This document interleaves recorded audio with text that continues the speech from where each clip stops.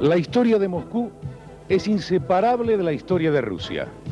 Incluso en el remoto pasado los extranjeros designaban a Rusia con el nombre de Moscovia, llamando moscovitas a todos los rusos.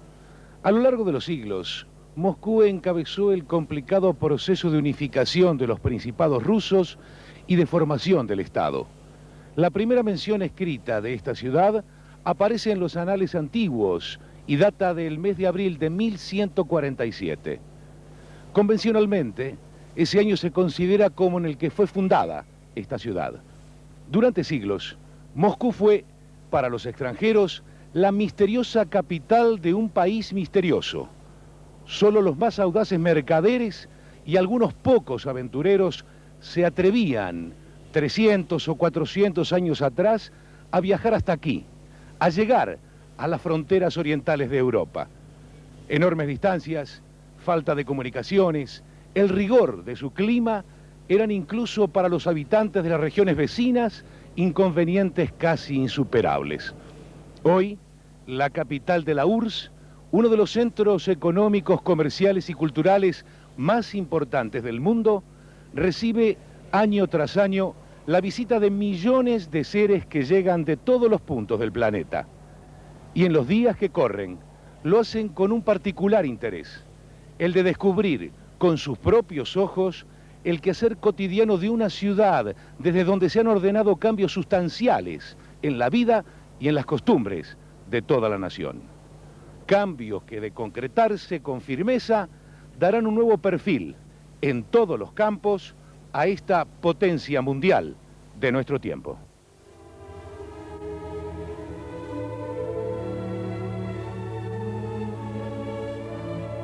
De algo muy pequeño surgió Moscú y una diminuta fuente dio origen al frío río. Esto lo dice una vieja canción que se remonta a los tiempos de su fundación por parte del príncipe Yuri Dolgoruki.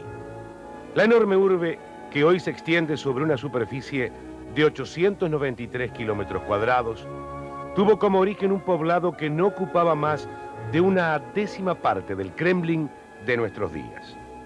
Kremlin se le llama al núcleo urbano principal, alrededor del cual se fue desarrollando la ciudad que, a pesar de invasiones y luchas intestinas, nunca detuvo su crecimiento y, dejando atrás difíciles momentos, siempre volvió a renacer.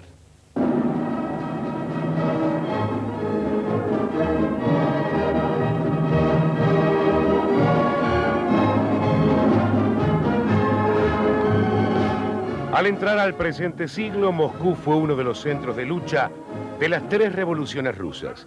La primera de 1905 a 1907, luego la Revolución de Febrero de 1917 y más tarde la Revolución Socialista de octubre de 1917. Al comienzo de la primera revolución escribía Lenin: el movimiento comenzó en San Petersburgo, recorrió las regiones periféricas de toda Rusia, movilizó a Riga, Polonia, Odessa, el Cáucaso y ahora el incendio prendió en el corazón mismo de Rusia. La culminación de esta revolución de 1905 fue la insurrección armada que tuvo lugar en diciembre de ese mismo año y que ejerciera profunda influencia en el desarrollo de la conciencia revolucionaria que más tarde triunfaría en el mes de octubre del año 1917.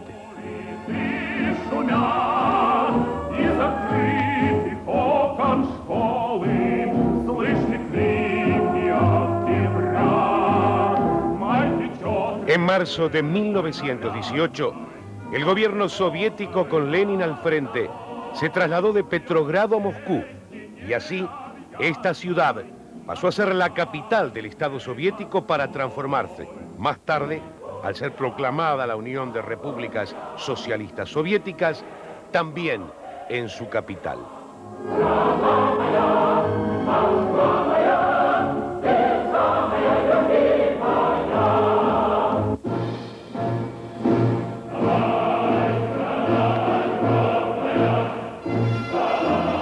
En junio de 1941, la Alemania nazi atacó a la Unión Soviética. Comenzó para esta nación lo que ellos llamaron la Gran Guerra Patria. Moscú tuvo que vivir duras experiencias cuando 77 divisiones nazis fueron lanzadas en su contra de forma de ocuparla en el más breve plazo. Moscú no se rindió, respetó una consigna: grande Rusia, pero no hay dónde retroceder porque atrás está Moscú.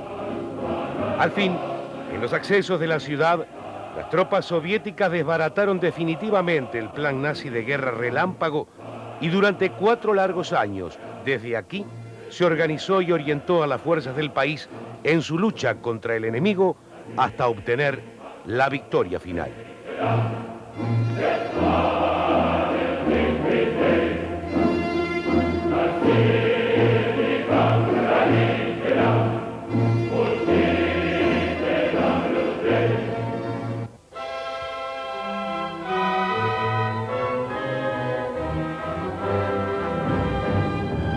El Kremlin de Moscú ha sido y seguirá siendo por siempre el corazón de la gran ciudad y de todo el país soviético. Actualmente en él se encuentran instaladas las principales instituciones gubernamentales de la Unión Soviética, el Presidium del Soviet Supremo de la URSS y el Consejo de Ministros. Todas sus construcciones son testigos de los acontecimientos más importantes de la historia del Estado ruso y del primer país socialista del mundo. El pueblo conserva con particular celo los tesoros artísticos del Kremlin, donde muchos de sus templos y palacios son museos. Aquí, los trabajos de restauración, basados en meticulosas investigaciones de historiadores, arquitectos y constructores, nunca se detienen, como tampoco lo hacen los miles de visitantes que diariamente atraviesan sus murallas de 2.235 metros de longitud y de 350 a 650 metros de espesor.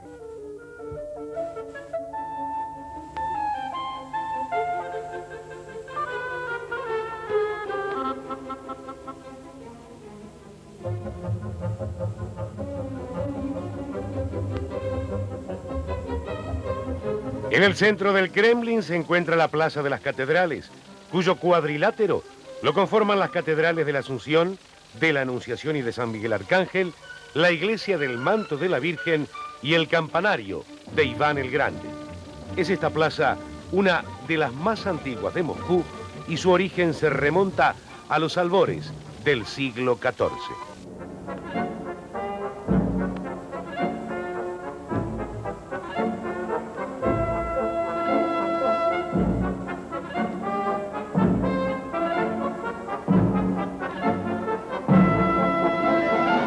La Plaza de las Catedrales, que fue una vez centro de la vida social de Moscú, con el paso del tiempo fue trasladándole esta condición a una ancha y populosa zona próxima al Kremlin. En el siglo XVII, cuando distintas torres del Kremlin fueron coronadas con altos y elegantes capiteles, se le comenzó a llamar Roja, que quiere decir bella. Esta plaza ha sido escenario de trascendentes acontecimientos de la vida de Rusia. Aquí comenzaron las agitaciones populares que hicieron vacilar los tronos de los zares. Aquí se ajusticiaron a participantes de motines y sublevaciones populares. También aquí tuvieron lugar las festividades en honor de la gloria militar de Rusia. Octubre de 1917 llenó de nuevo contenido el viejo nombre de la plaza, Plaza Roja, y sobre ella se izó la bandera de ese color, la bandera de la Revolución.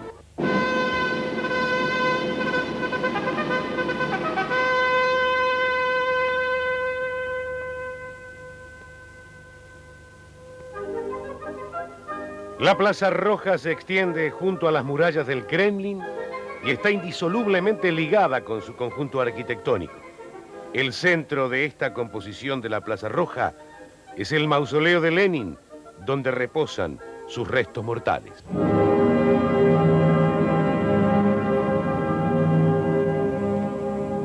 El mausoleo de Vladimir Ilich Lenin es una obra clásica de la arquitectura soviética. Si bien su concepción es monumental, su forma es sencilla y expresiva. Al son de las campanas del carrillón del Kremlin, se releva la guardia a la entrada del mausoleo en una ceremonia grave y solemne. Bajo el sol o bajo la nieve, sin que ello importe, permanentemente avanza una larga fila de gentes llegadas de todas partes para honrar su memoria.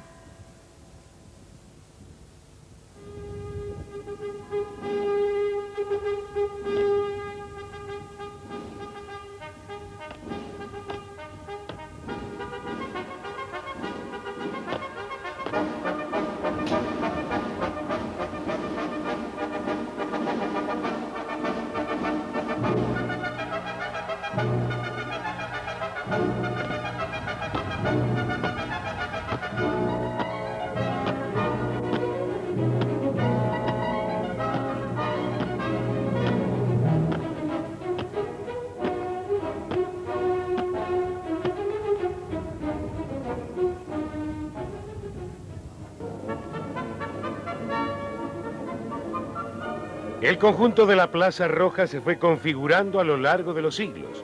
En su parte meridional, cerca de la Puerta del Salvador del Kremlin, se aprecian las cúpulas polícromas de una admirable obra de la arquitectura antigua rusa, la Catedral de San Basilio o Catedral de la Intercesión.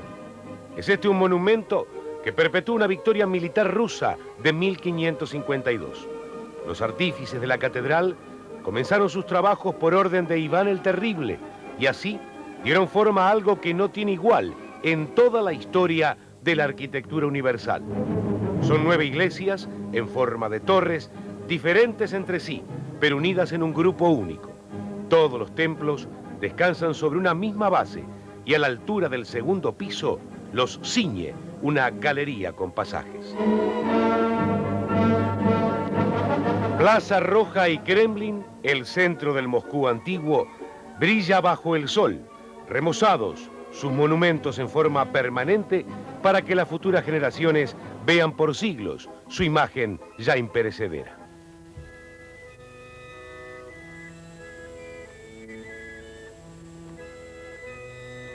Una tradición moscovita marca la importancia que se les otorga a todas estas construcciones que reflejan el pasado de la ciudad. Los recién casados, luego de la ceremonia, van con sus familiares y amigos más íntimos a visitar los sitios históricos de Moscú, como un homenaje a las generaciones que les antecedieron y a ellos confiaron un legado tan rico.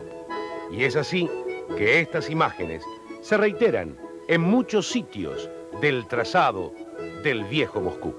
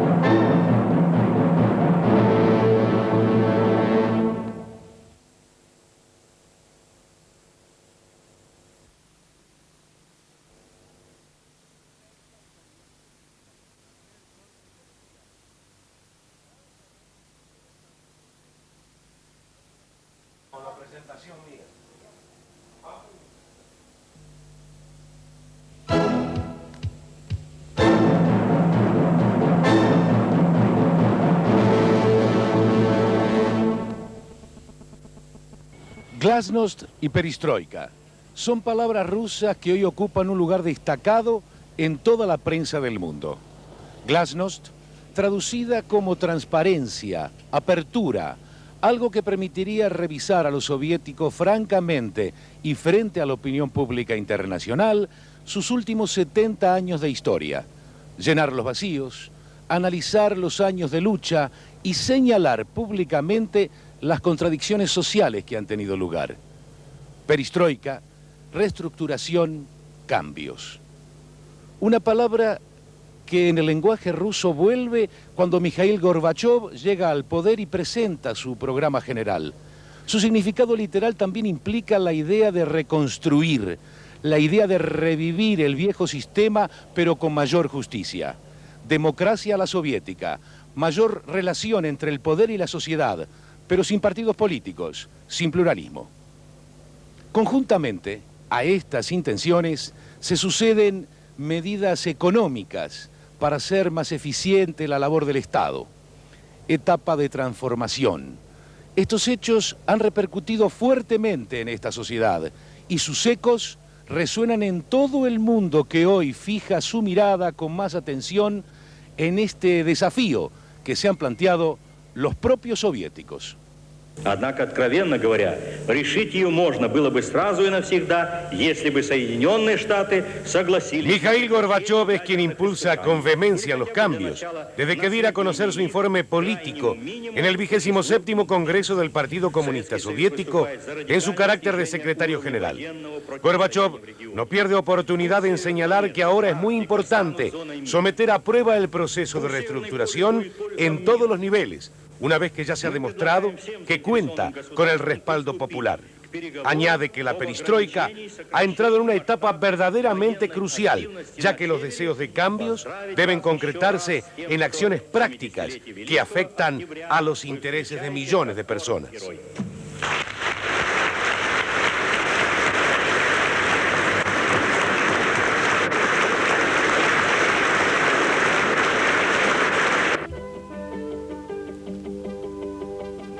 Esta época de transformaciones históricas es sopesada en su justo término por la opinión pública soviética, que comenta apasionadamente el tema, y lo hace en su casa, en el trabajo y en la calle. ¿No demoró mucho el proceso?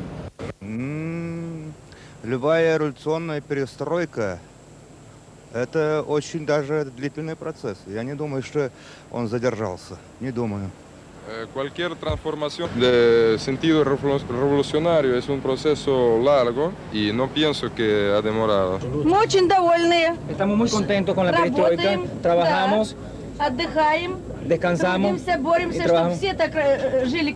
Y esperamos que todos puedan vivir también como nosotros y que no haya guerra. Que todo sea en forma sincera y en forma honesta. Hay que hacer algo para que las cosas funcionen y dado que lo han permitido, hay que dar todas las facilidades para que esto se desenvuelva en forma buena. Трудно сказать, что я думаю, но я бы предпочел не говорить перед телекамерой. Prefiero no hablar frente de cámara. ¿Por qué? Предпочел бы не говорить. Гласность – понятие относительное для любой страны. Гласность es una cosa relativa para cualquier país. Ну, прежнее руководство, ну, мое, например, личное мнение, что слишком долго был у руководства Leonid Ilyich Brezhnev. Mi edad me permite decir que el desarrollo de nuestra sociedad durante los últimos decenios ha frenado y pienso que es porque Brezhnev estuvo demasiado tiempo en el poder y los demás que estuvieron entre Brezhnev y Gorbachev, los líderes soviéticos estuvieron muy poco tiempo, no hicieron muchos cambios en la política. Nosotros con todo el corazón aceptamos los cambios que están haciendo ahora, se están haciendo sobre la dirección de Gorbachev. Нужно просто довести дело до Simplemente hay que llevar las cosas hasta el final. Доводить его во всех отраслях. Llevarlo hasta el final en todos los niveles de la vida y en todas las facetas. ¿Qué piensa usted sobre perestroika y glasnost? Перестройка правильно делать. Сейчас дошло то, что нужно делать перестройками. Hacen lo que deben hacer, es correcto lo que están haciendo. Voy a hablar más bien en mi capacidad personal y... Una opinión calificada sobre las reformas la brinda el doctor Nikolai Zaitsev en su calidad de miembro de la Academia de Ciencias de la Unión Soviética.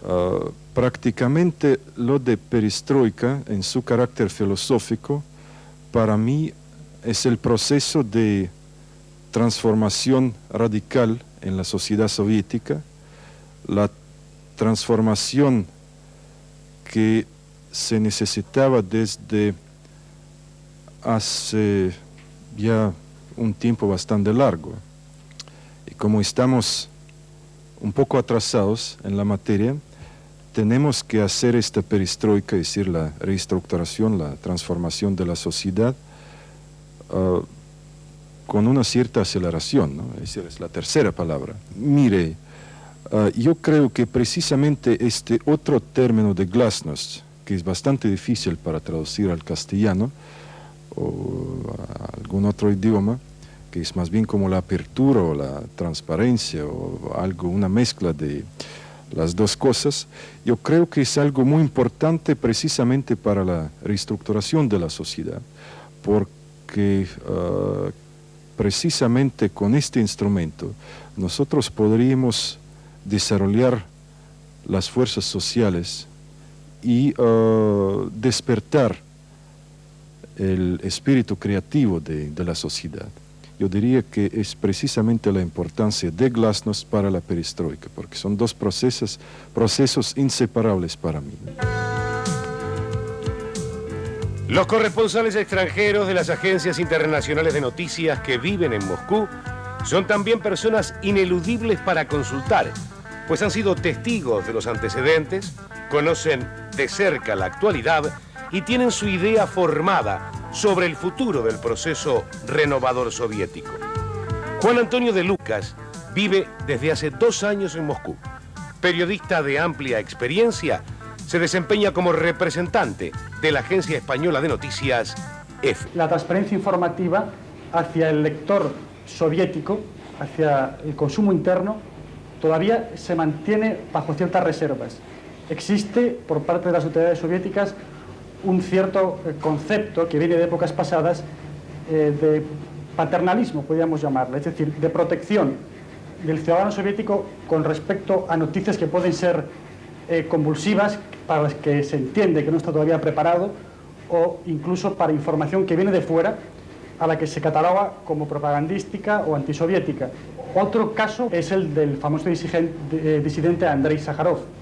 En este caso, cuando se produjo el final de su confinamiento en Gorki, la prensa occidental, por supuesto, le dio un realce extraordinario al acontecimiento, mientras que el ciudadano soviético medio apenas tuvo una referencia, no casual, pero muy breve, de que Sájarov había sido liberado de su confinamiento.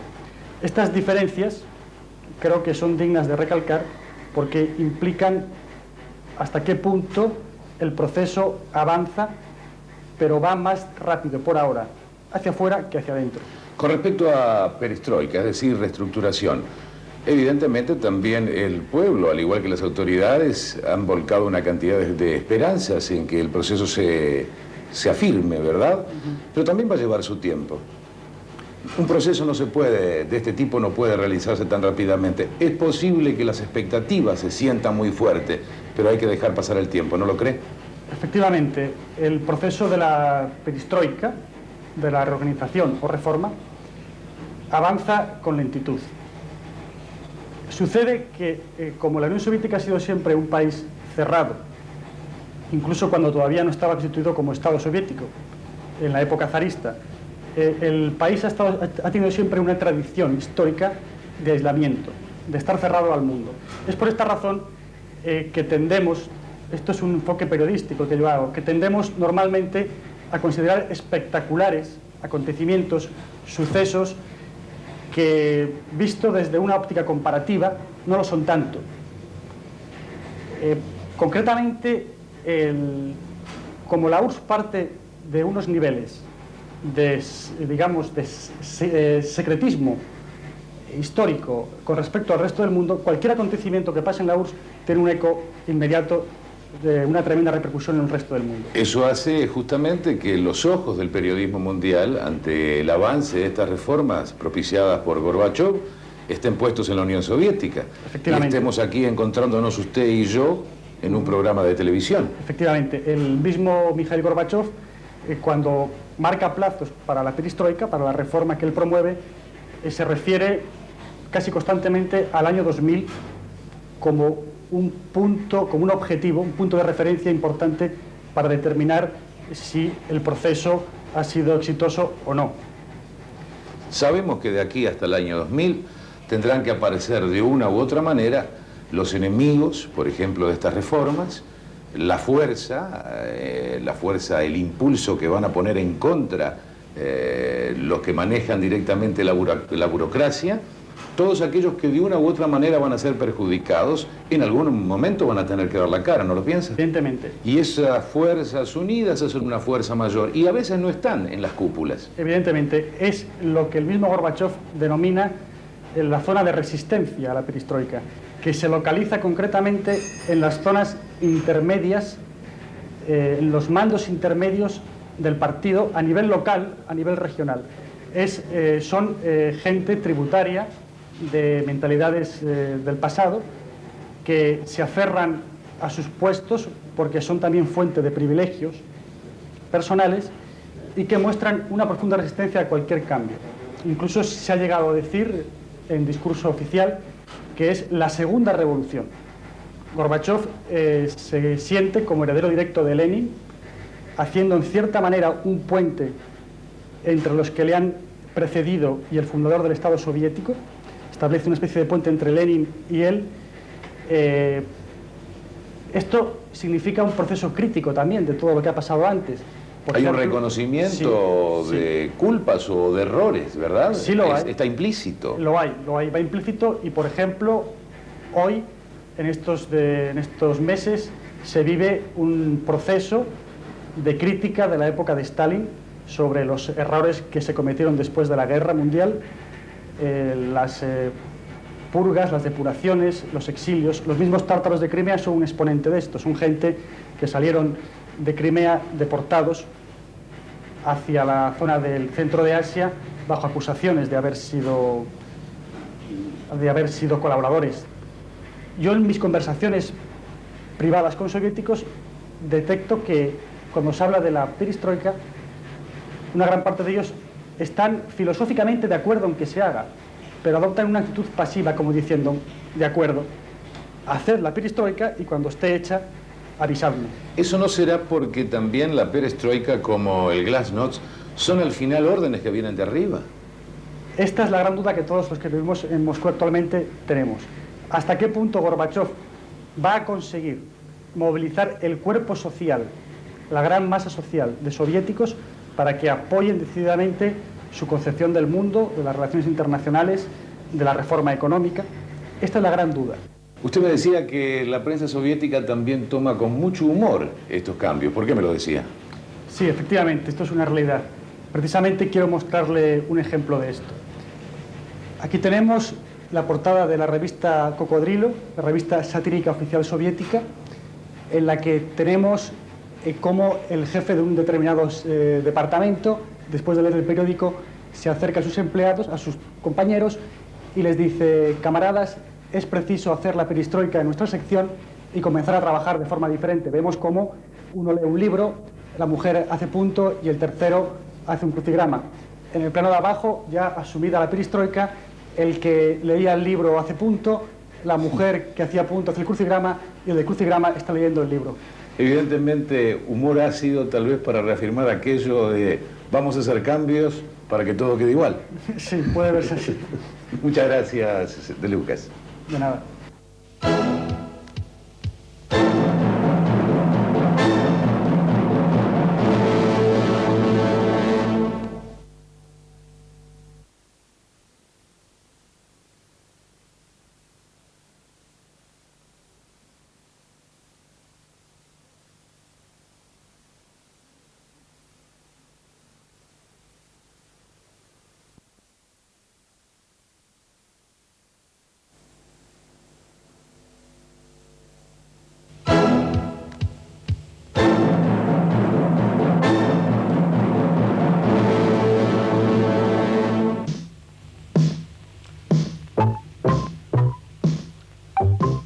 Alimentación, abastecimiento, producción. En estos asuntos de importancia básica, ¿cuál es la situación por la que atraviesa hoy la Unión Soviética? El antiguo sistema, que encuadraba una vieja mentalidad en el terreno de la planificación centralizada, de una gestión y un consumo responsables, no dio buenos resultados. Si bien es cierto que en los últimos años la situación mejoró parcialmente, la mujer soviética debe realizar importantes esfuerzos para resolver sus problemas domésticos en medio de una sociedad de consumo que deja mucho que desear. Piernas fuertes y bolso en mano, aprovecha cualquier momento para realizar una compra o no perder la oportunidad de adquirir un producto que escasea o casualmente lo encuentra a buen precio. Lo apartado que está a un negocio del otro también afecta cualquier política de aprovisionamiento.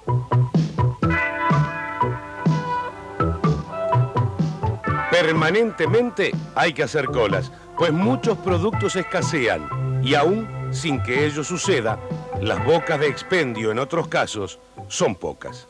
Para esta labor, todos los miembros de la familia colaboran. La población se abastece fundamentalmente en las tiendas o magazines estatales que no están bien provistos.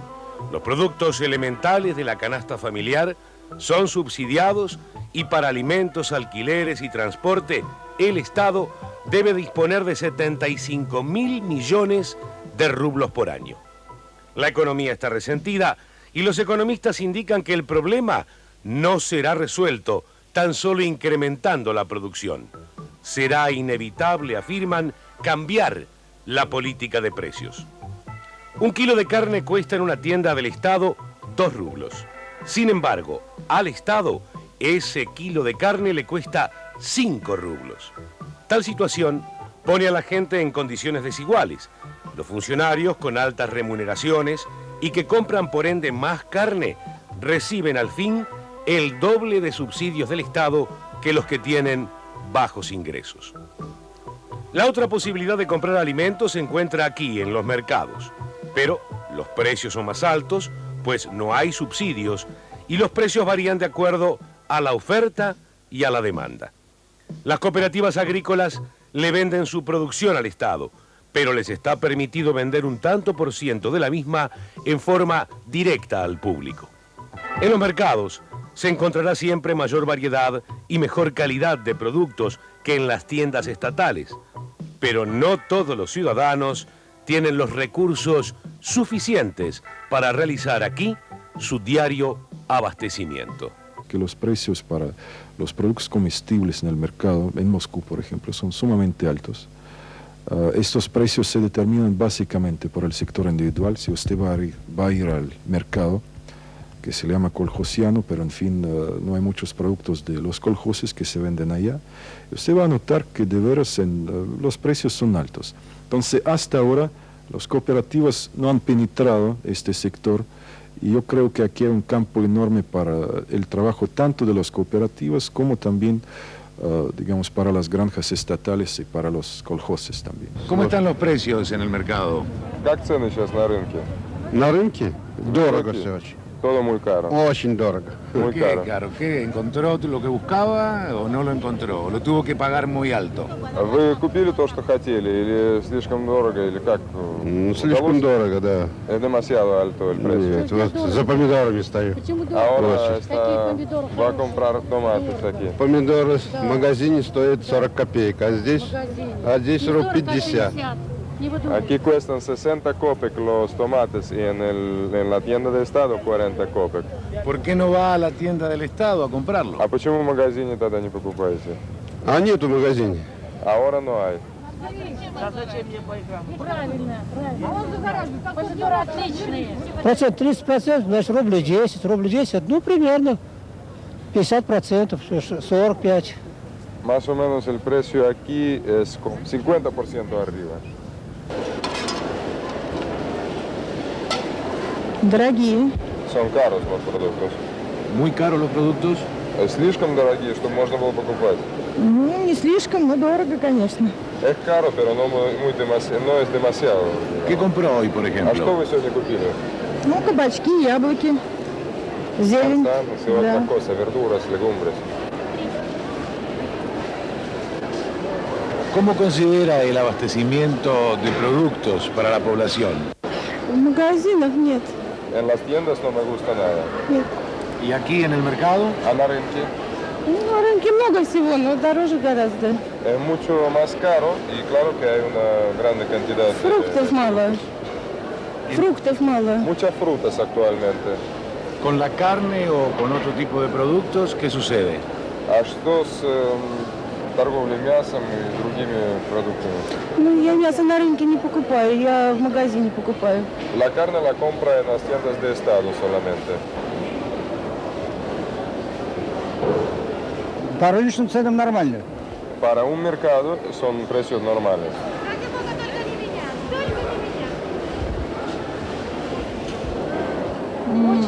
Цены дорогие. Son caros los productos. Дорогие, дорогие. ¿No va a los magazines del Estado para no hacer cola? А вы не идете в магазины, чтобы в очередь не стоять, или по другой причине? А в магазине разве придешь, можно купить это? Не везде. No en todas las tiendas времени не encuentro хватает esta бегать. producción, por ejemplo, no tengo tiempo de buscar. La gente que tiene menos dinero que usted, ¿puede venir a este mercado? А если человек меньше зарабатывает, меньше у него денег, как ему быть? Значит, он не будет на рынке покупать, нет возможности купить. No tiene posibilidad, no compra. ¿Qué tal están los precios en el mercado? А как цены здесь? Кусачие, конечно, но брать можно. Los precios muerden, pero podemos comprarlo. Спасибо. El gobierno soviético, al implementar una nueva política de precios, hará que los artículos, inclusive los más necesarios, aumenten sensiblemente y por ende aumentará el presupuesto familiar, cuyo 75% se vuelca ya en los rubros alimentación y aprovisionamiento. Habrá entonces que preparar psicológicamente a la población para que entienda la necesidad de ese cambio. Se piensa introducir un profundo cambio en el sistema de precios, en el sistema de remuneración, y todos estos cambios están orientados precisamente hacia este principio de la justicia social, es decir, dar más estímulo a la persona que trabaja y pues para que gane más y para que pueda asegurar un nivel de vida mayor y mejor. La crisis se podría evitar actuando por etapas y en el transcurso de un periodo más o menos largo de tiempo, pero el déficit que se viene sufriendo no sabe de concesiones. Es por tal motivo que el ansiado ahorro en el campo militar, si se alcanza el éxito en la causa del desarme, podría permitir realizar una reducción gradual e inteligente de los subsidios. En el campo del desarme, que ahora prácticamente hay un avance, parece, no solo en las iniciativas, sino también en las negociaciones específicas, negociaciones concretas, que nadie pues se podía esperar, inclusive hace, digamos, un par de años. Ni siquiera en Reykjavik, yo creo que se habría podido pensar que nosotros ahora estaríamos en una etapa tan cercana a concluir estos acuerdos históricos, yo diría, en el campo del desarme, de Intermediate Nuclear Force. En esta atmósfera de reestructuración, fundamentalmente lo que se está haciendo es incentivar al hombre y a su imaginación, convencerlo que su trabajo se reconoce y se paga. Las reformas van a lo profundo, conmueven a todo el aparato estatal soviético. Desde el año próximo se ampliará la autogestión empresarial, se dará una mayor autonomía a la dirigencia económica y la iniciativa privada tendrá un mayor desarrollo. ¿Cuánto vale el kilo de cerdo? Сколько свинина стоит килограмм? 5-6. 5-6 rublos. ¿Lo puede pagar el público? ¿A narod берет? Вперед. Claro que sí compran. ¿La gente de menor recurso puede comprarle a usted? А если человек мало зарабатывает, то у вас, наверное, У нас в магазине много мяса. puede comprar en las Полно. tiendas de estado. ¿Acá tiene que pagar más? Sí, не по 2 рубля, сколько En las хотите. tiendas es de 2 rublos. ¿A здесь больше нужно платить? И ну, здесь больше, естественно, платить надо, потому что Claro здесь que sí. теплое парное мясо. Aquí es carne fresca, no congelada. ¿Cómo está la venta? ¿Se ha hecho una buena venta en el día? Сегодня хорошая торговля. Как вообще продажи? Да, идут? хорошая, удачная торговля сегодня. Buena, sí. Хорошая торговля. Pero no, lo veo sin clientes en el, А почему en el mostrador. клиентов-то нет? Почему не берут, не разбирают? Еще не время, клиенты наши работают, они пойдут после работы и будут разбирать. Va a haber Pues más estaba- gente cuando termine el día de trabajo.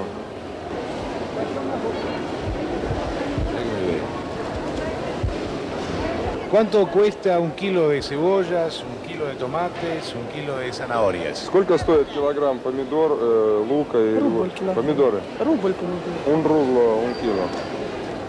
¿Las zanahorias? А морковь? Тоже рубль. También un rublo. ¿Y las cebollas? А лук? 80. ¿Eh? 80 копеек. 80 копек.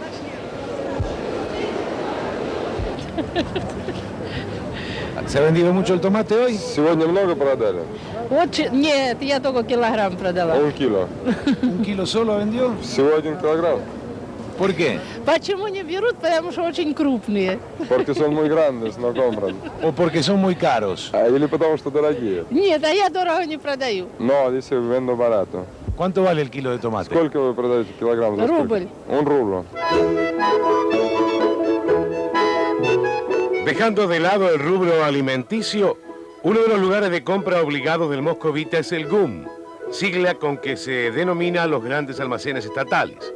A lo largo de los siglos, el sector oriental de la Plaza Roja conservó siempre su carácter comercial. En el sitio que hoy ocupa el GUM, en la década del 90 del siglo XVI, fueron construidas las primeras tiendas. El edificio se compone de 3 galerías, techadas, con bóvedas metálicas y cubiertas con cristales. Se calcula que la longitud de sus mostradores alcanza los 2,5 kilómetros y que diariamente recorren estas instalaciones decoradas con elementos antiguos de la arquitectura rusa, más de 400.000 personas.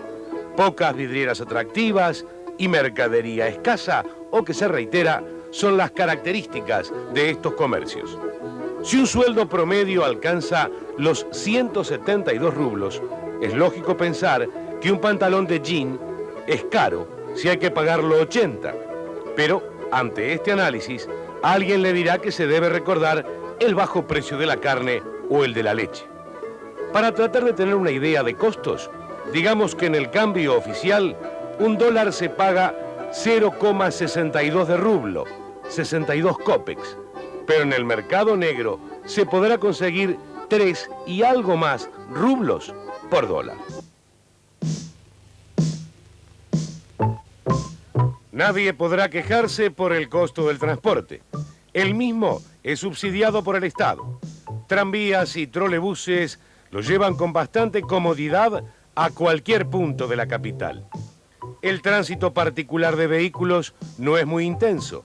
Hay que recordar que es necesario apuntarse y esperar años, tal vez, para obtener un automóvil en propiedad. A la vez, las avenidas son amplias, lo que prácticamente no permite embotellamientos ni aún durante las más intensas y trajinadas horas del día.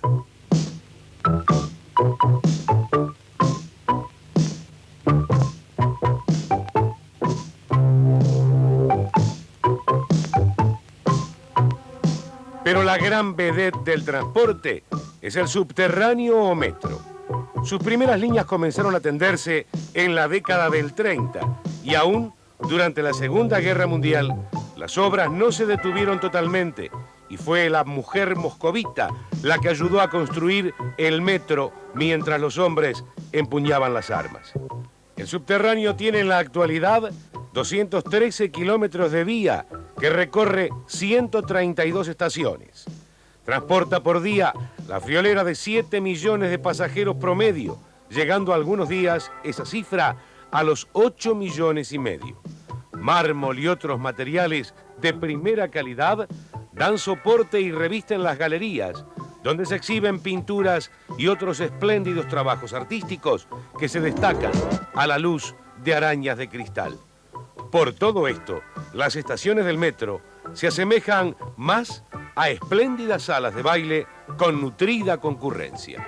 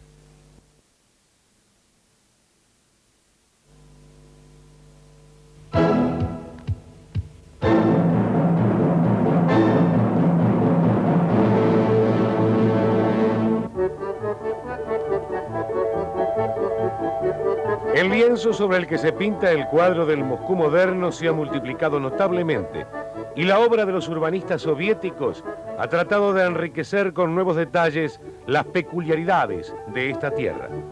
En la base de los gigantescos trabajos de edificación y reconstrucción de Moscú, luego de la Revolución del 17, se halla uno de los principios fundamentales del socialismo: todo para el hombre en aras del bien del hombre. Y en 1920, el propio Lenin dijo que Moscú debería dar un ejemplo en este sentido, tal como lo había hecho en el pasado. Hoy, la capital soviética tiene más de 3.500 calles, avenidas, callejones, bulevares y malecones, con una longitud superior a los 3.600 kilómetros.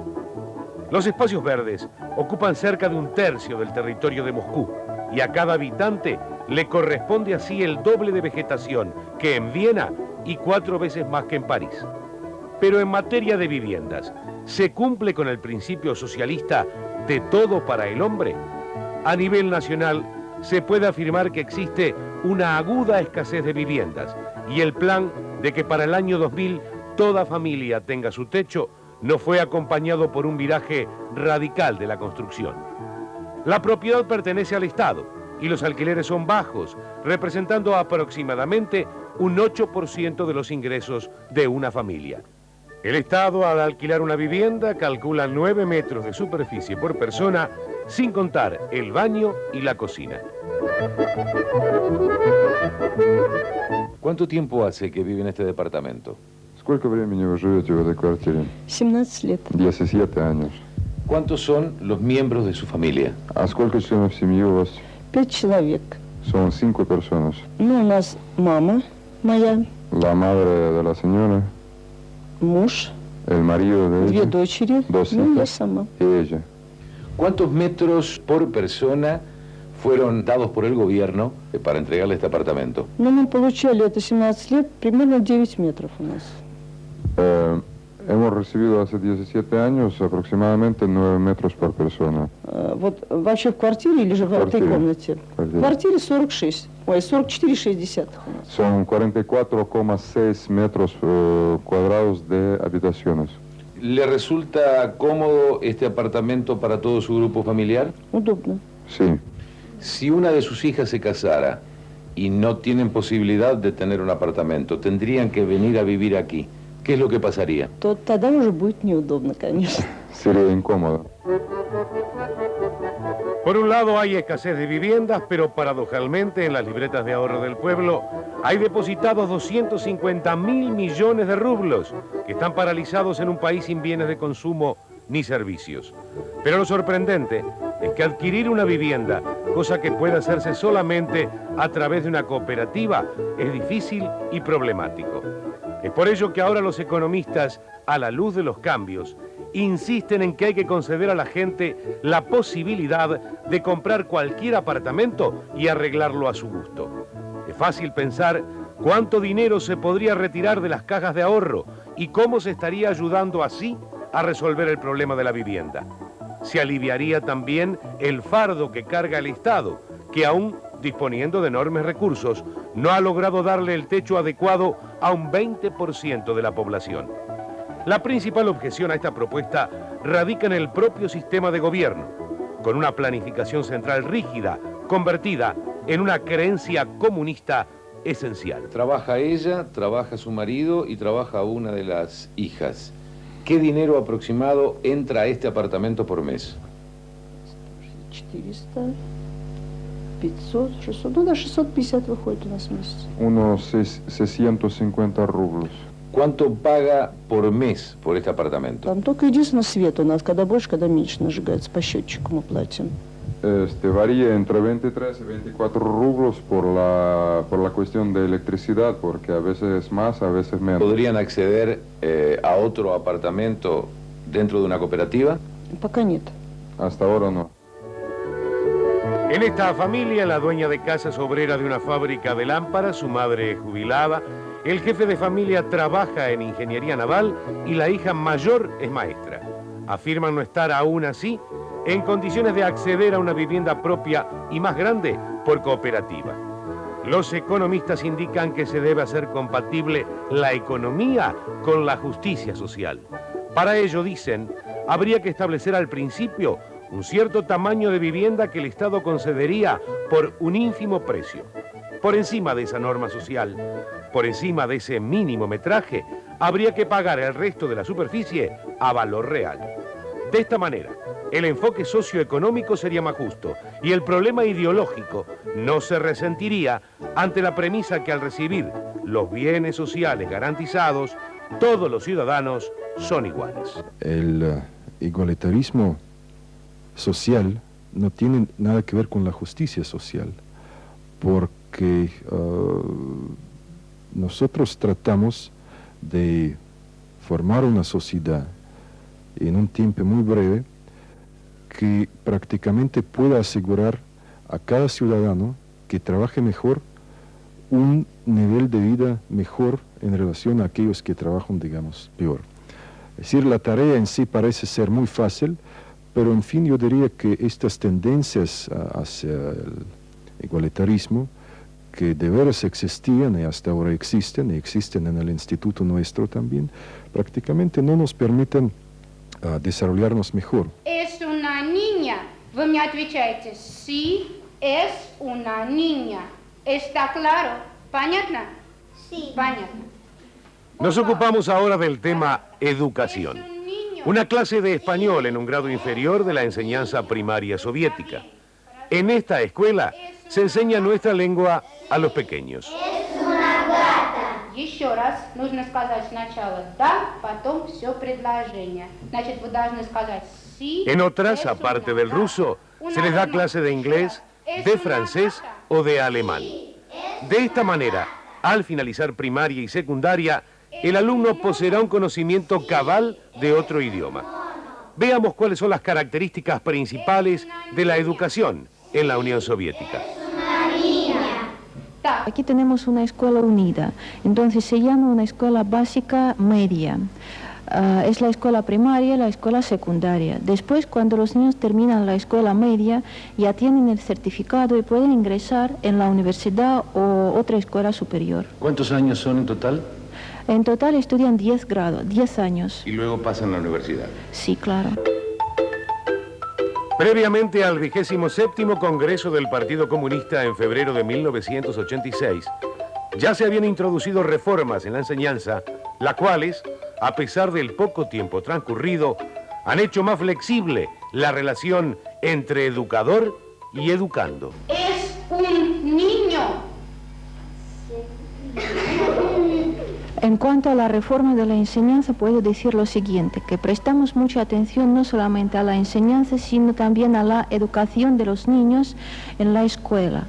También prestamos mucha atención al trabajo de los niños. Antes y ahora tenemos clases de trabajo, pero ahora también los niños tienen que trabajar después de las clases fuera de la escuela. El paciente va al médico a sacarse una muela, la última muela. ¿La qué? La última muela. Este país precisa más mano de obra y mejor calificada. Por eso quiere conjugar enseñanza con trabajo productivo y así educar a los que serán los constructores de lo que ellos ya llaman la sociedad del hombre nuevo. Le sacó la penúltima. ¿Quién puede seguir? Elena, puede seguir, ¿no? Pueden trabajar en algunas empresas o oficinas o pueden ser telefonistas y ayudar a otras a los empleados. Pero haciendo una experiencia para su futuro ya mayor, cuando pasen los 18 años, es decir, una experiencia previa, infantil casi de trabajo. Sí, me parece que este trabajo les ayuda a orientarse más claramente, exactamente, y ellos pueden elegir cualquier profesión. Para los verbos de la primera conjugación, ado, y para los verbos de la segunda y tercera conjugación, ido, cantado, escribido, El glasnost, la transparencia informativa y la perestroika, la reestructuración, ¿de qué manera influyen en el terreno reservado a la enseñanza? Le sacó la muela. ¿A qué transformaciones ha llevado su implantación? Nos preocupa mucho renovar el contenido de nuestras asignaturas. Entonces planeamos editar nuevos manuales para tales asignaturas como la historia, la literatura, y también, pero ahora cada maestro, cada profesor tiene que revisar el contenido de su material, el material que él ofrece, que él da a los niños. Con esto mostrarle a los chicos o enseñarles a vivir en una sociedad no tan cerrada como ha sido esta sociedad hasta el momento. Sí, claro, correcto. En la Unión Soviética, donde la enseñanza media es gratuita y obligatoria, estudian más de 100 millones de personas, de las cuales 44 lo hacen en la secundaria básica, más de 4 millones en escuelas técnico-profesionales y más de 5 en universidades y centros superiores. Esta es una de las universidades que tiene renombre internacional. Se trata de la Universidad de la Amistad de los Pueblos, que en 1961 recibió el nombre de Patricio Lumumba, figura destacada del movimiento de Liberación Nacional de África. Aquí cursan estudios en lengua rusa 6.700 estudiantes, entre soviéticos y otros de 450 nacionalidades, que lo hacen a través de becas que cubren todos los gastos. En este centro docente y científico también tiene mucha importancia la discusión y la formación política de los estudiantes.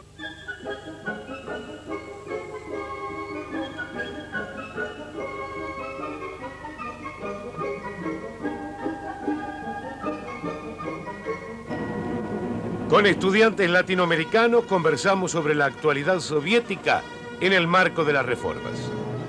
¿Es esto una revolución dentro de la revolución? Estoy hablando de una revolución en paz, por supuesto, sí, ¿no? Pero es una revolución dentro de la revolución. Yo diría que sí. ¿No terminará en una frustración, tal vez, este intento de reformas? Porque durante mucho tiempo las reformas fueron resistidas en esta sociedad. No creo. No creo, ¿por qué?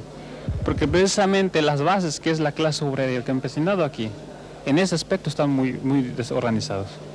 Lo que pasa que es la burocracia la que en el campo, en las ciudades, sigue estorbando. Ahora, aunque la reforma está dirigida por el Comité Central y en particular por el secretario general del PECUS, actualmente la reforma, la reconstrucción es un asunto que tiene un apoyo popular muy grande. ¿Permitirá estas reformas tener un mejor diálogo Oriente-Occidente? Naturalmente, y ya eso se está viendo, ya hoy día el diálogo... ¿Quién se acerca a quién? ¿El Oriente al Occidente o el Occidente al Oriente? Ambos. De prosperar estas ambiciosas reestructuraciones en la vida soviética, Para muchos se habrá entonces pasado una etapa muy delicada, convertir el comunismo revolucionario en comunismo reformista, y ello, entre otras cosas, hará que la coexistencia y las relaciones internacionales mejoren sensiblemente. ¿A la luz de los cambios podrá mejorar ese entendimiento este-oeste? Mire, yo creo que sí, Es decir que claro que las relaciones internacionales ahora son de carácter multipolar. Es cierto que prácticamente en las relaciones internacionales cada parte tiene que pasar su parte del camino, digamos, que separa, esta parte con la contraparte. Yo creo que la política exterior soviética ha hecho un avance notable y de veras una ofensiva casi en los últimos años.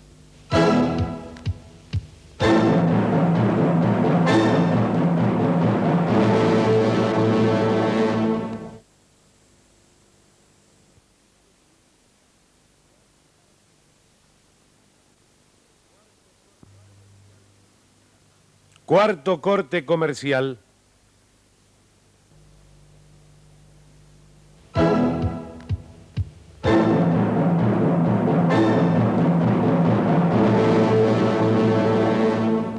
El cuidado sanitario de la población de la Unión Soviética es totalmente gratuito.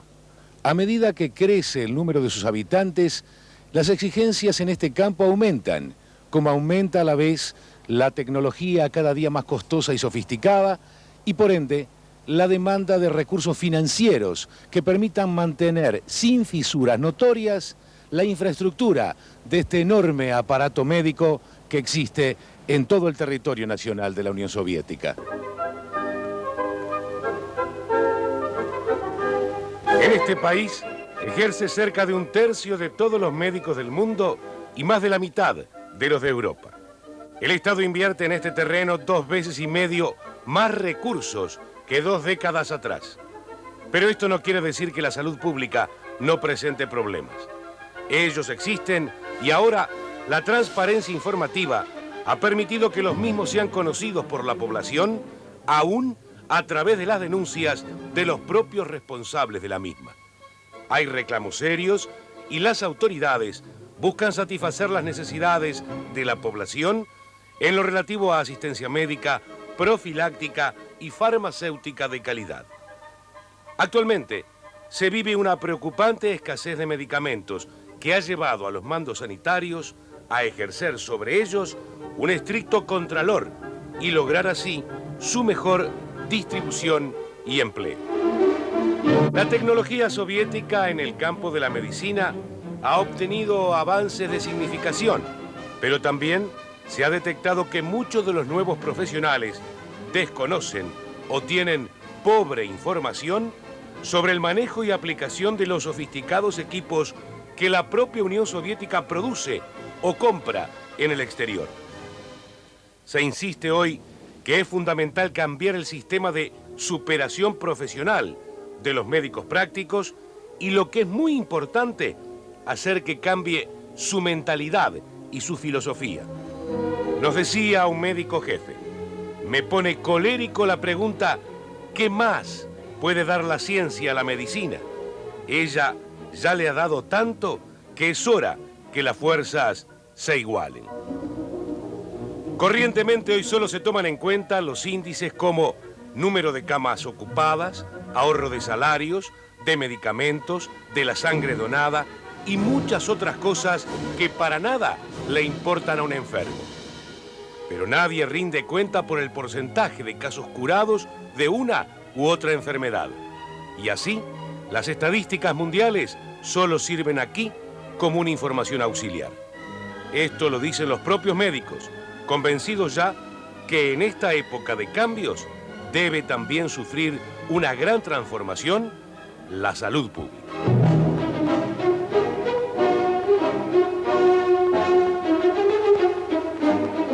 Una de las grandes figuras de la medicina soviética de fama internacional es el doctor Sviatoslav Fyodorov, quien ha sido el protagonista de otra revolución en la Unión Soviética, la que ha tenido lugar en el campo tecnológico de la cirugía ocular, hasta las modernas instalaciones del Instituto de Investigaciones de Microcirugía Ocular de Moscú, donde él trabaja, llegamos con nuestras cámaras. Las operaciones oculares que practica Fyodorov son llevadas a cabo con instrumental microquirúrgico y bajo la lente de un microscopio que permite ampliar el campo de operaciones hasta 30 veces. Un equipo especial ultrasónico posibilita no solo diagnósticos rápidos, sino que destruye y reemplaza tejidos afectados del ojo con un número mínimo de incisiones. Los nuevos métodos, desarrollados totalmente en este lugar, han cambiado radicalmente todos los procedimientos de rutina, inclusive en lo que tiene que ver con la esterilización de los aparatos, del instrumental y de las propias manos del cirujano. Fyodorov y sus principales ayudantes operan sin usar guantes quirúrgicos. Hasta el presente, un cirujano tomaba el bisturí para interferir en el cambio de la patología de los tejidos, pero ahora está listo también para corregir delicados errores de la óptica del ojo humano. Empleo del rayo láser y cirugía reconstructora de gran futuro, con mínimo riesgo en el posoperatorio, de efectiva aplicación en estructuras oculares delicadas que no podían ser operadas muy poco tiempo atrás.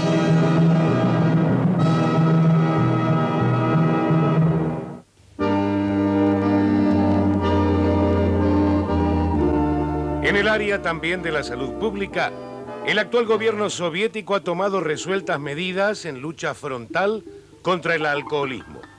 Sin exagerar lo obtenido, cabe decir que la embriaguez está siendo desplazada de los lugares de trabajo y ha disminuido en los lugares públicos.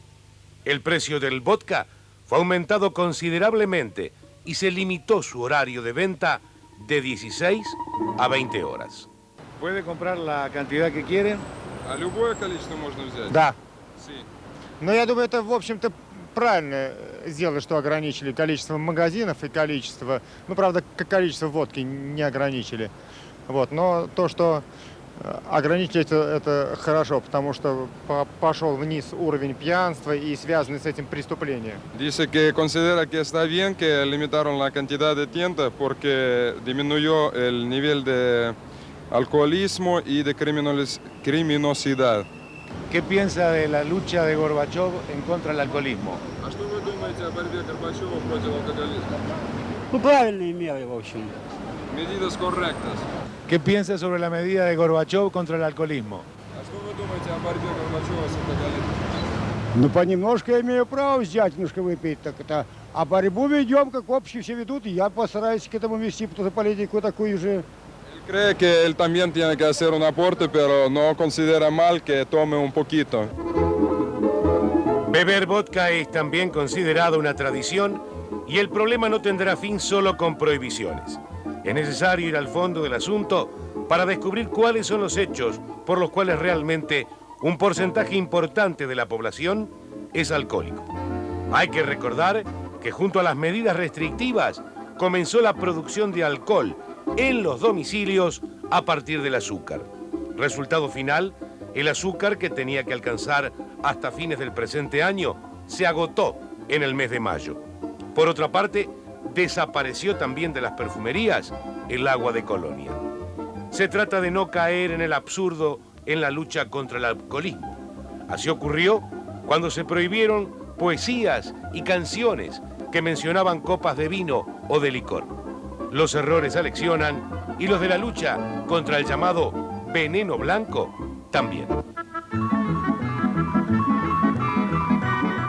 Ahora, si alguien tiene sed en Moscú y no es de alcohol, será fácil hallarle una solución. En cualquier lugar céntrico de mucha circulación peatonal se encuentran instaladas estas particulares máquinas. Expenden jugos de fruta a cambio de una moneda. El jugo no está envasado y se usa un vaso de vidrio común para beberlo previa a una breve operación de enjuague. Una costumbre que no se ve en otra parte del mundo y que aquí en Moscú, por lo menos, tiene muchísimos adeptos.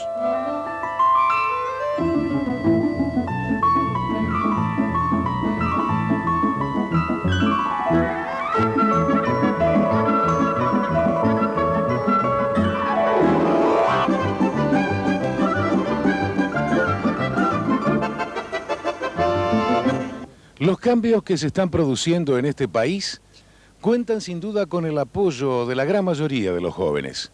La reestructuración busca, por su filosofía, el soporte incondicional del hombre nuevo, como se le llama. Y esta juventud soviética ve hoy con satisfacción cómo la apertura amplía sus horizontes y con ello la posibilidad de una vida más rica en experiencias, más dinámica, menos sofocante.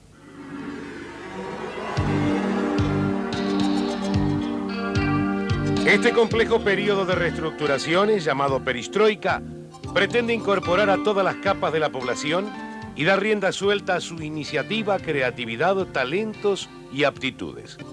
Ante el desafío, el joven soviético se compara al de generaciones que lo antecedieron y percibe que el panorama que tiene delante suyo difiere claramente al que le tocó vivir a sus mayores. Por otra parte, no quiere ser ubicado en la sociedad por la maquinaria estatal. Pretende hallar por sí mismo su lugar y desde allí realizar su aporte sobre una nueva base de relaciones mutuas en un mundo que día tras día se satura más de interdependencias.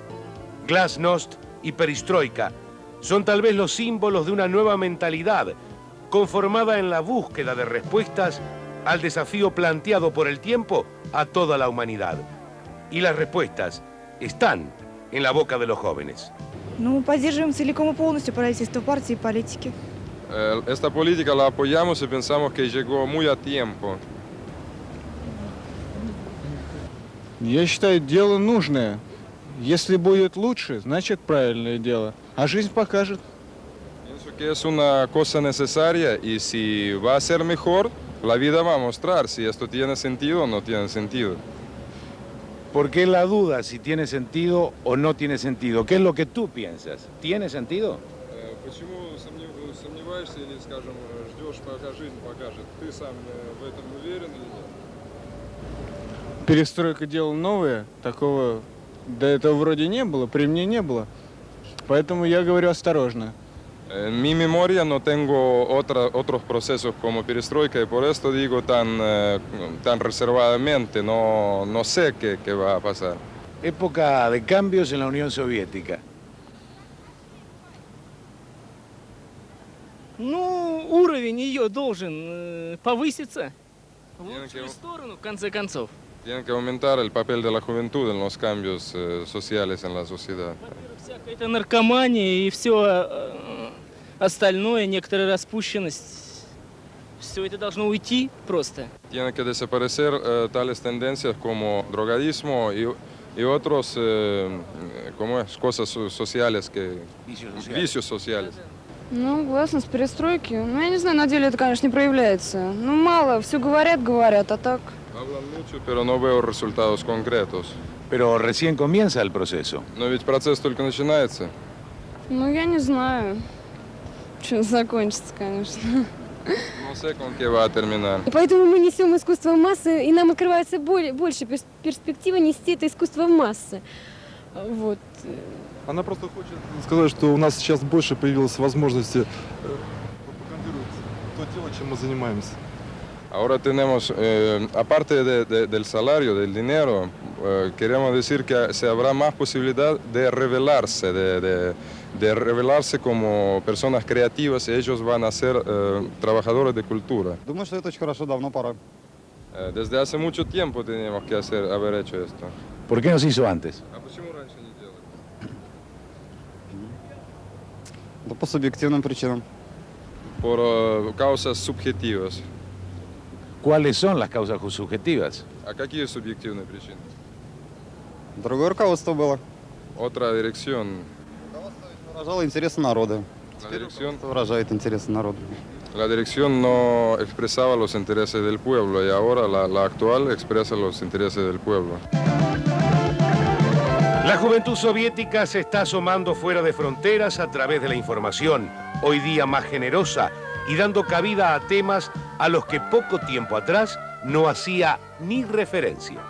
Sus exigencias se sienten, sus inhibiciones son menores y sus actitudes comienzan a ser más espontáneas.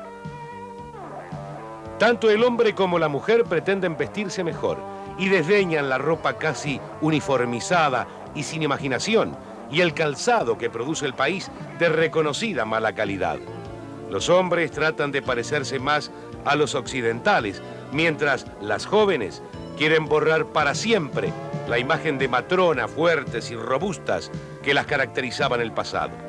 En los últimos años, las transformaciones se hacen notar.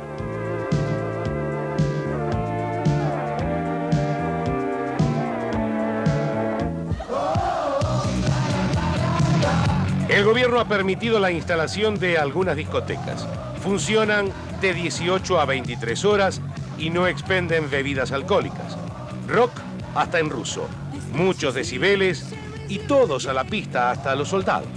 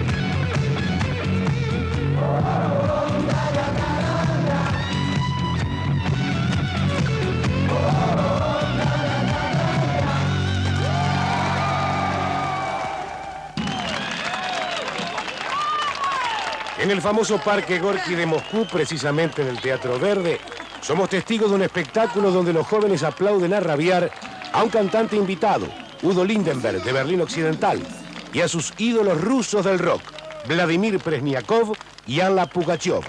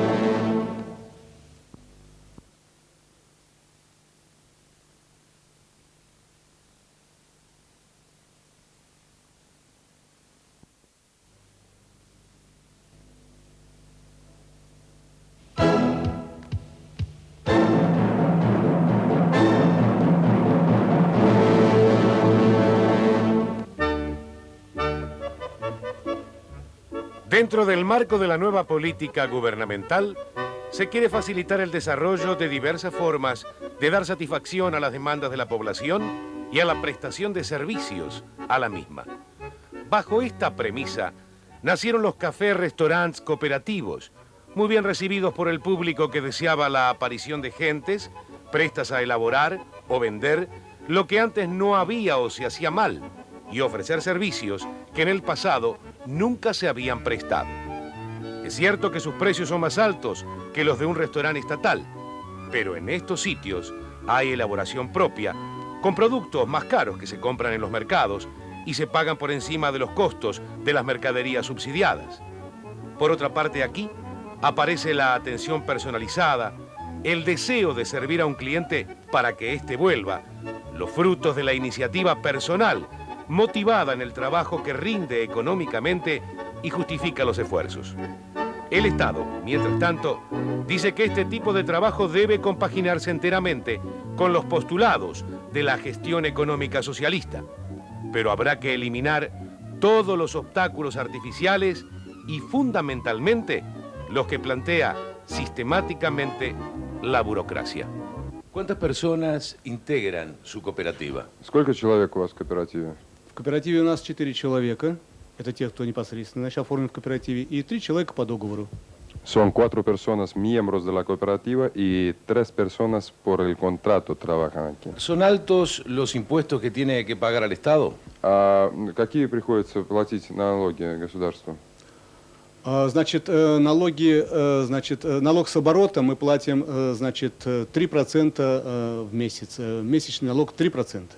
El impuesto por el comercio, por la vuelta de capital, por la vuelta de dinero, ¿no?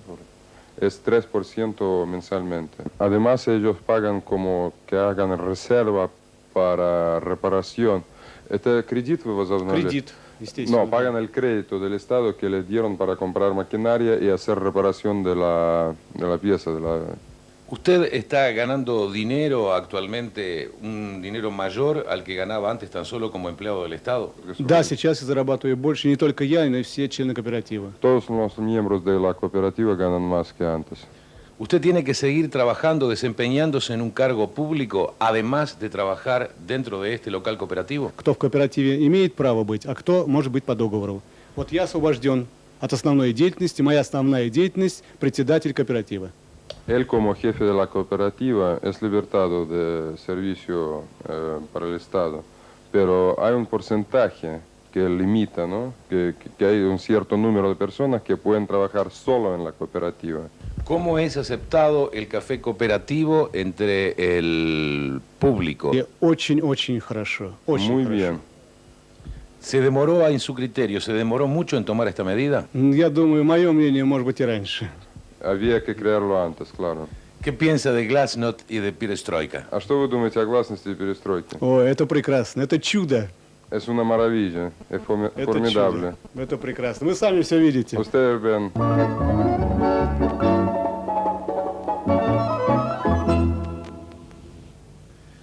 Hace más de 26 años que la Unión Soviética envió al primer hombre al cosmos. Ese cosmonauta se llamaba Yuri Gagarin, a quien hoy aquí en esta tierra se le honra. Y se le honra también trabajando incansablemente en nuevos planes. En la Tierra, los ingenieros, los técnicos están esforzados en nuevos proyectos en el espacio. Y justamente con nosotros estarán en esta visita al Centro de Dirección de Vuelos Espaciales.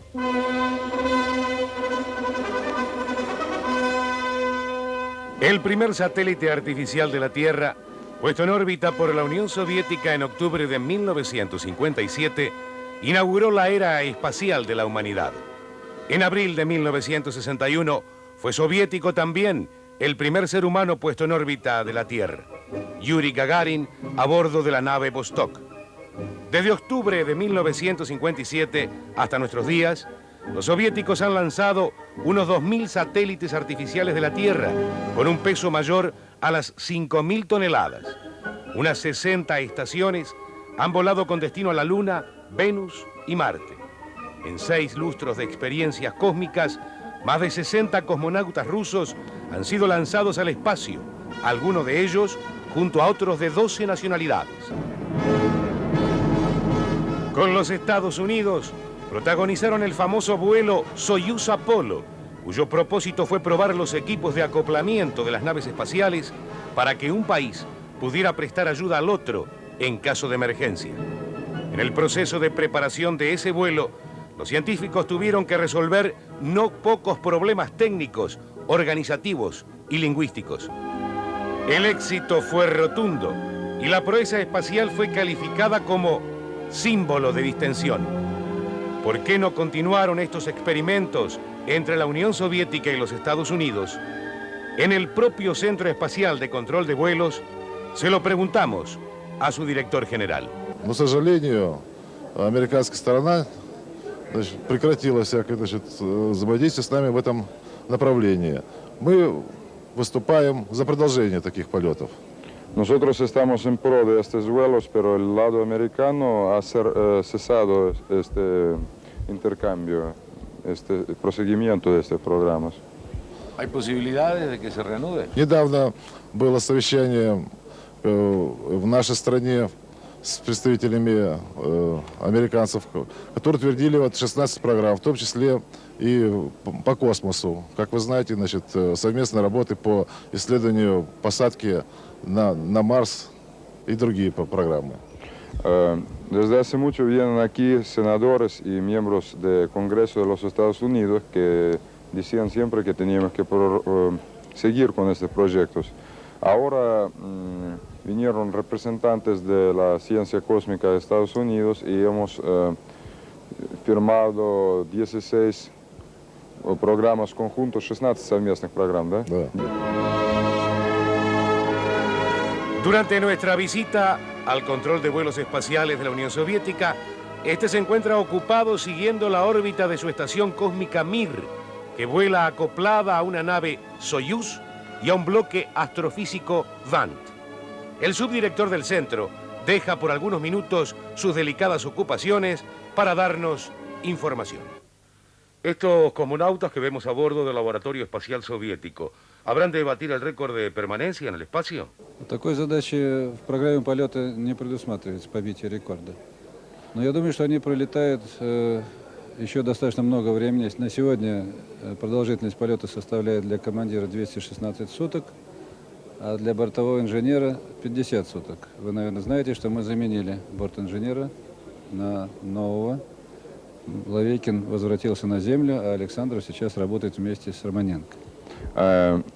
No se puso esta tarea para el vuelo, no se ha puesto esta tarea de bater el récord, pero opino, dice que ellos van a estar allá todavía mucho tiempo, o bastante tiempo.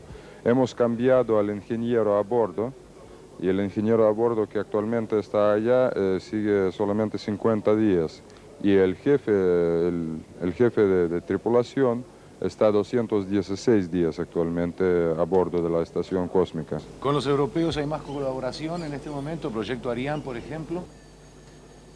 Сейчас ведутся переговоры о сотрудничестве с Францией по совместному полету станции Мир и Гермес. Ahora nosotros estamos haciendo conversaciones con Francia para realizar vuelo cósmico conjunto de las estaciones cósmicas Mir y Hermes. En el gigantesco panel del centro se puede apreciar la trayectoria del complejo cósmico en viaje por el espacio sobre el continente americano. En esta órbita le tocó pasar por encima de nuestro país. Cuando dicho hecho se produjo, el Centro Espacial Soviético se puso en contacto visual y directo con los astronautas a bordo de la estación Mir.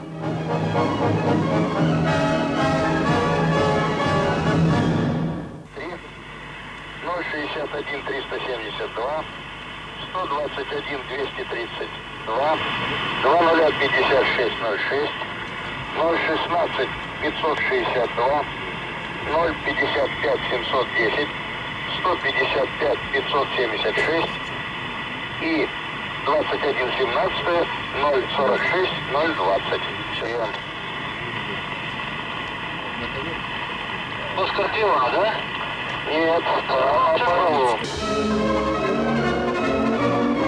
De acuerdo al pensamiento de científicos de todo el mundo, el espacio es indivisible y todos los hombres del planeta Tierra deberían tener la oportunidad de beneficiarse de este campo ilimitado de actividades. Solo hará falta que por siempre sea pacífico en aras del bienestar de los seres humanos. El desarrollo de la perestroika se hace evidente en todas las áreas. La de la comunicación, obviamente, no escapa a ella. Se puede afirmar que en este terreno se utilizan plenamente todas las posibilidades potenciales. El propio Gorbachov lo niega. Dice que aún abunda la mediocridad y que no se ha vencido la inercia, ni se ha curado la ceguera ante lo nuevo. La televisión, por ejemplo, si bien ha evolucionado, recibe aún severas críticas. Ну что, слышно что-то, а что не видно? Ничего практически не изменилось. Телевидение не стало интереснее. Во всяком случае, стали интереснее немногие программы. Развлекательных программ не стало больше. А наоборот, стало, по-моему, меньше, чем было раньше. Se oye mucho hablar, pero no se ve mucho. Yo esperaba más programas de divertimientos en la televisión y parece que ahora son menos que antes. Y la televisión en total no se hizo más interesante. Если говорить об информационных программах, то практически они не изменились, их содержание, ну, за исключением некоторых, стало интереснее. А так, в основном, такое было, такое осталось. Los programas informativos, algunos de ellos se hicieron más interesantes, pero en total la televisión quedó en lo mismo.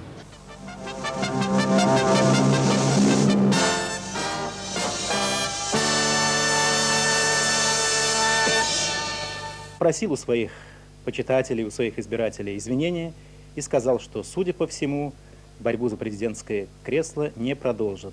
Sin embargo, en el campo del periodismo hay cambios positivos. Se está rompiendo la tradición por la que se cultivaron las medias verdades, el ocultamiento de parte de la realidad y el ejercicio de la comunicación a través de los comunicados oficiales. Событий закончен. Всего доброго, до следующей встречи. Señor Kudrin, gracias por recibirnos en su estudio. Con mucho gusto. Lo hemos estado escuchando. Por supuesto, no comprendemos lo que usted decía. He hablado sobre las elecciones en los Estados Unidos, sobre las últimas declaraciones de Gary Hart. Nos interesa conocer algo sobre su país y fundamentalmente cómo usted está informando al pueblo soviético a partir de la apertura, de la transparencia, del glasnost. La cosa es que nosotros estamos siguiendo trabajando como antes, puedo decir. Pero con la apertura, con la glasnost, con la perestroika, como decimos aquí, trabajar para nosotros más interesante. ¿Por qué? Y muy difícil para los periodistas malos, que a quien no le gusta hacer análisis políticos y digamos que no tiene talento periodístico. O que se quedan dentro de las rígidas formas anteriores. Sí, sí. Y voy a decir más, que dentro de 2 o 3 años, estos periodistas que si quieren que les lean, les escuchen, tienen que trabajar de otra manera. No es posible trabajar igual como antes. Porque la gente pide más. Y en este momento, sobre todo. En este momento, sí. ¿Cómo ve usted la posición popular con respecto a las reformas sugeridas por Gorbachov? Muy positivamente. Estoy viajando mucho por mi país, estoy viajando por el extranjero y la gente tiene mucho interés hacia nuestro país, hacia la perestroika. Y me parece que hay cambios en nuestro país, hay cambios, no es grande, hay que esperar mucho tiempo porque es cosa bastante difícil. Pero no podrá darse marcha atrás ahora, ¿verdad? No, marcha atrás. La perestroika es una reforma revolucionaria y cada revolución tiene que seguir adelante. Si un paso atrás, fracaso. ¿Ese cambio que se da a través de las reformas necesitará tanto tiempo o usted cree que puede ir lográndose conquistas mucho más rápidas a partir de que pase este primer momento de embriaguez de perestroika y glasnost. Claro que queremos seguir rápidamente, pero es muy difícil. Los años de atraso es un periodo muy duro, muy difícil para nosotros. Hay gente que está en contra de perestroika, tienen un interés personal, interés burocrático, tener privilegios. Y claro, no son enemigos del pueblo, enemigos de nuestro país, son nuestros ciudadanos, pero claro, ellos no prefieren que el cambio no se produzca. O se produzca con pasos pequeños. Y claro, esta gente tienen bastante fuerzas, bastantes relaciones, influencia en la sociedad, y por eso tenemos que seguir luchando. Todo este sistema que se está esbozando, ¿no iría en algún aspecto contra la ideología marxista-leninista? No. ¿O es ponerse a tono con el mundo? No, ante todo, estas cosas sirven para la gente. Y usted sabe, soy comunista y el programa de nuestro partido, la tarea principal, hacer la vida de la gente mucho más mejor. Y claro, si ayudan algo para esta mejoración de la vida, tenemos que apoyar. Khrushchev indicó cambios, también los indicó Brezhnev, pero no sucedieron. ¿Con Gorbachev pasará lo mismo? No creo. Khrushchev hizo muchas cosas buenas. No tenemos que olvidar esto. Usted sabe, por ejemplo, su discurso famoso sobre el culto de la personalidad de Stalin. Y Khrushchev hizo mucho para la construcción de las viviendas para la gente. Otras cosas. Pero no puedo decir que fue reforma revolucionaria, porque Khrushchev dentro de 2 o 3 años olvidó de sus propias palabras, de sus propias tareas que prometió para la gente. No creo que nuestro secretario general nuevo va a seguir adelante, y sus reformas no puedo comparar con otras. Son mucho más decisivas y heroicas. ¿Cómo informa, por ejemplo, un periodista de la televisión con respecto a un tema que es escabroso, que es difícil, como Afganistán? ¿El pueblo sigue de cerca sus noticias? Sí, claro, sí. Usted sabe, como decía nuestro secretario general de nuestro partido, que Afganistán es una herida en el cuerpo de nuestro pueblo. Claro, cuando están luchando nuestros muchachos, están muriendo, y tenemos que seguir. Y usted sabe, queremos salir de Afganistán. La cosa es que queremos que la tercera fuerza no intervenga en asuntos afganos. Estamos luchando no contra guerrilleros afganos. Estamos ayudando al pueblo afgano para que no intervengan las fuerzas de Pakistán y otros países.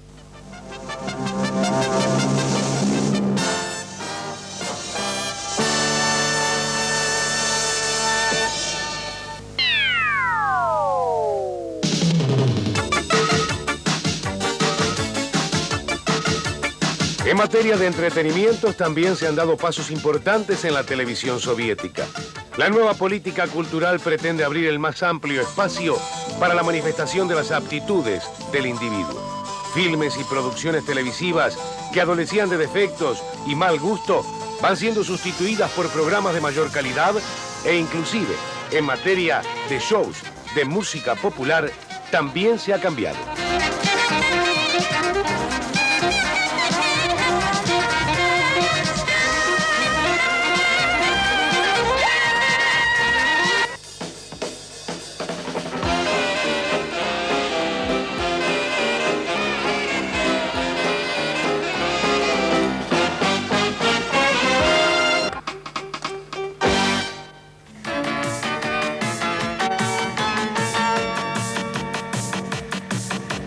Гиподинамия.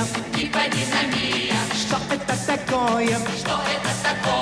Я от вас не скрою, нет. Это минимум движения. Всех надежд найдешь крушением. Всех найдешь крушением. Это сокращение наших сокращений лет. Когда-нибудь я стану лучше и мудрее, чем теперь, и кину взгляд с высот уже прошедших лет. Как будто осенью дождливой на солнцем залитый апрель. Пойму, в чем счастье моему себе.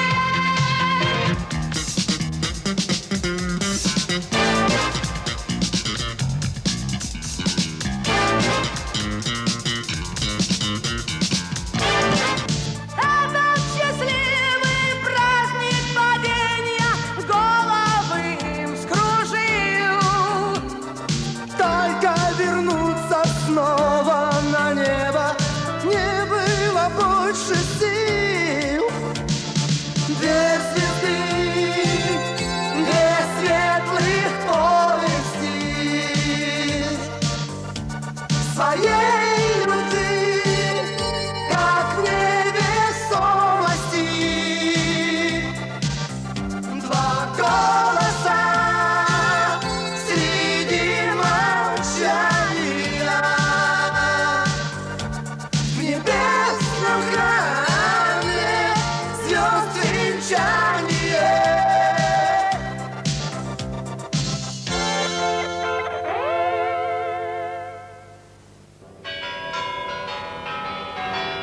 El tiempo pasa en el Kremlin.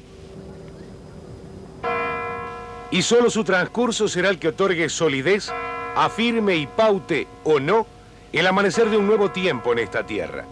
Con el impulso vehemente que le otorga la cúpula del Partido Comunista Soviético, con el apoyo mayoritario de la ciudadanía y con toda la atención mundial centrada en el proceso, ahí está la reestructura, la perestroika y el glasnost, la transparencia, conformando la gran alternativa que los soviéticos se han planteado en nuestra era.